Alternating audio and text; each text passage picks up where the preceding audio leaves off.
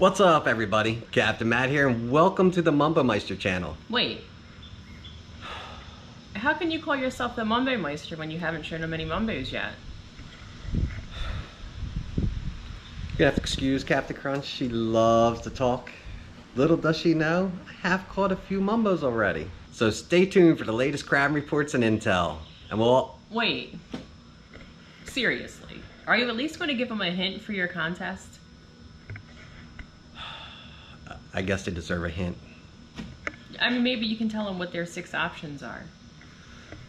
Alright, so stay tuned for a list of all 6 options. And, I mean, even I know it's not the tread.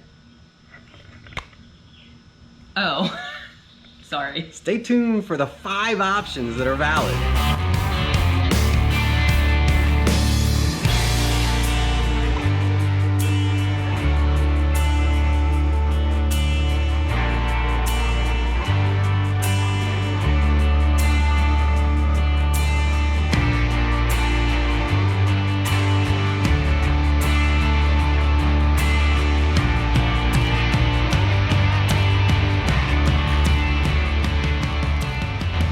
Alright, so first up we'll do the crab reports. Did trip number 5 this week. Wait. What? Eastern Bay can't be a valid answer to your contest. Why? Because, well, it's just too big. That's what she said? Are we done? Yeah. I gotta get this report done. Alright, so did another scouting trip, Eastern Bay, of course. Just searching for signs of life. It's Wait. about... What? What are you going to do about the grab bag giveaway? What do you mean? You have to give it away. You're right. We got 2 winners and I didn't do another one. Well, let's do Stay it. tuned. We'll do a grab bag giveaway too. Anything else? No, Alright. We done? we're done. Alright. So can I get back to my reports? Yes. Alright, thank you. It's a little hidden bonus. I don't know if Captain Crunch is going to kill me or not, but I usually turn off at the end. You're interested in seeing some bloopers? I'm going to put some bloopers in the end. So to the crab reports, I think I'm safe now. Did trip number 5, did a bunch of scouting as usual.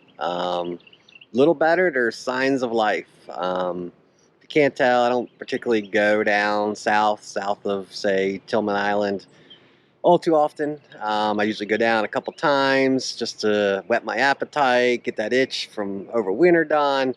You know, if I'm in a case where I want to catch something, maybe I need dinner, get together, whatever, and I don't have any good intel, I'll head down south. But typically I'll just go from Tillman Island up. So I did my normal trip, hit my normal spots. None of them were really panning out until I got to one spot. I was out in the Eastern Bay. That's about all I'll say. It was not great given the amount of line I had out, but I did catch about 3 dozen crabs. It was really, really slow, but it was great just to see signs of life. One crab that was about 8 inches. It was about 8 inches. It was very muddy. It's close to being a mumbo. Never really gave any thought to the size, but usually just one that just shocks you when it comes off the line and it's full of muddy. And so 1 8-incher, several 7s, did have a few smalls, 1 female, which was just part of a doubler, but that was it. The crabs were nice and full, nothing like I saw on the tread. But don't get overly excited. It's just a sign of life. This is the time where things in mid-bay typically start picking up. So if you're a diehard and you want to get out and just catch something, it's in the realm of possibility. As I still say, give it a week or 2. This weather's really, really, really hot. One thing I'll also say, it's really salty. I had a friend with me and we both agreed that the water, it just smelled like I was at the beach. It was just smelled so salty. I've been seeing reports. There's an awesome channel. It's just started about the same time I did. It's called Fishing Vessel Paula. I think in his latest video, he commented on, I think it was sea bass and how far up in the time of year and how salty the water is. You know, we've seen jellyfish. Every week I go out, I've seen jellyfish. It just smells salty. On another post that I saw on one of the Facebook groups, you know, he was claiming that he never seen sponge crabs before. I don't even know where he was crabbing, but I think that's just another sign. Usually the sponge crabs don't come up north unless it's really salty. Typically they hang back the mouth of the Chesapeake Bay or out in the beaches, you typically don't see them up closer towards where the freshwater usually is. I'll stop rambling, but this year it's already super salty. It's going to be, in my opinion, just a guess, that it's going to be a lot different than what we had over the last few years. If you remember the last few years, springs were heavy rain, dam releases, just rain, rain, rain, rain, rain. We've had some spurts of rain, but it hasn't been too bad. So now that it's kind of saltier than it has been over the last 5 years, does that change anything? You know, my short-term memory is great, my longer term's not so much, but you know, if you keep a diary yourself, you know, you might want to reflect back on times that were dry and where, you know, the crabbing was best, because that will change some things. Hopefully this year the crabs can make it up to, they kind of didn't really get to the bow last year. I don't think they've been in the bush or gunpowder in large quantities for a while. Hopefully this is a year that will change. So we also saw some weird conditions out in the water. I did see a few posts mentioning some bad water. I don't know if it's true or false. You know, you always have to take everything you read with a grain of salt. We did see some funky waters. It looked a little reddish at spots. And then where we did find some crabs, and I'll show you a picture here, just looked very, you know, it's a very darkish tint and a lightish tint. I don't know if it's just sand in the water. You know, there was a commercial waterman. I don't know if he was doing clams or oysters in the area, but maybe that was just him kicking up sand. I don't know. So if anybody knows what kind of causes this condition here, let me know down in the comments. It was so sharp in certain aspects. I don't know if the picture's really gonna show you what it kind of looked like, but it was really, really weird. So I'm still reading a lot of reports, and I hear some intel here and there that's, you know, in southern Tillman Island and all those areas, they're either picking up, still running good. You definitely want to have crabs. I don't think you can really go wrong in any of those spots.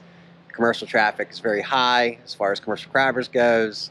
The prices are still high, so maybe demand is still outweighing supply. You know, I know on the few trips that I've been there, you know, the quality wasn't great, so a lot of those commercial watermen, they got to sort through a lot of crabs. But it does bode well for the future. So I have one other video I'd love to share. It really got my heart racing this week. It just came across the Facebook page. It's an advertisement. I have no affiliation with the store, but they sell crabs, place in Maryland. And this video is awesome. It just, like I said, it got my heart beating. I was just like drooling. And this is what I'm all about. You know, these are the type of crabs that I chase.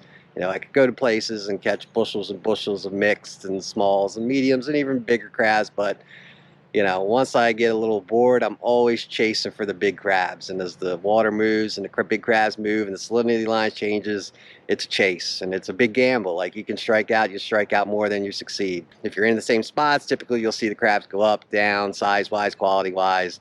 It's not even saying that you can't catch them down south, because you can. You know, mid-bay and up is a lot closer for me than heading down south of Tillman. So I just prefer chasing the big boys up here. So here's the video. Here we are, Sunday morning. We're right here at Mr. B's Seafood, baby. We got crabs, crabs, crabs. Chucky Joe, how the crabs running today on this Sunday? They are awesome. Look at these things. Chucky Joe. Look how big these crabs are. Chucky, man, these people are going to go crab crazy when they see these. We can't sell these to them. They're too big. Chucky! Let's do another grab bag giveaway. So the one prop stick holder is gone and the lights are gone, but we still have one more prop stick holder. We have 2 sets of rod holders, and we have an older functioning GPS sounder combo for someone that's really in need. All those are going to be available. So to enter to win on this video here, just leave me a comment down below. Tell me what kind of rig you're on, what kind of boat, or maybe off a kayak, or maybe you just strictly go off piers. Whatever it is, let me know. I'll let it run for about a week, and it has to be in this video here. Tell me where you usually crab. If it's a boat, just tell me what kind of boat it is, what size it is. If it's a kayak, just tell me a kayak. If you're on a pier, offshore, you just throw some pots off your property, lucky you. Tell me that down below. And finally, the big 200 subscriber giveaway. Thanks to Captain Crunch, we're down to 4 options. We got the Y, we got the Miles, we got Claiborne, we got Bloody Point. A tread, wasn't a tread. And as she said, you know, your bay is just kind of too big of an area.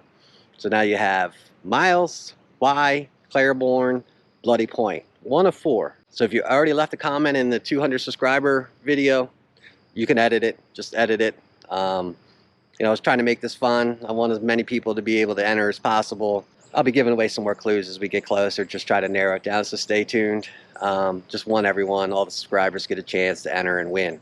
Once again, I just want to say thank you to all my subscribers. This contest is for you. And until next time, I'll catch you later. This week, again, it was just a Wait. Yes? Eastern Bay can't be a valid option. Answer. Valid answer. Just another Wait. What? Eastern Bay, it can't be a valid option in your contest. Why not? Well, because it's just too big. That's what she said?